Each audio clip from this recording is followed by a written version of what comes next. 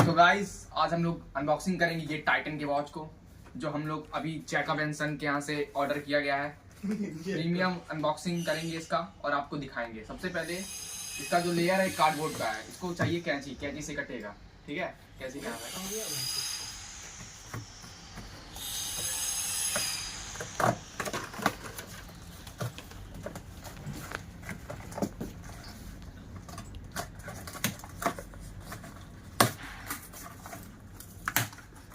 तो अनबॉक्सिंग करते हुए हमको मिलता है एक गोल बॉल, जो कि कुछ ऐसा दिखता है।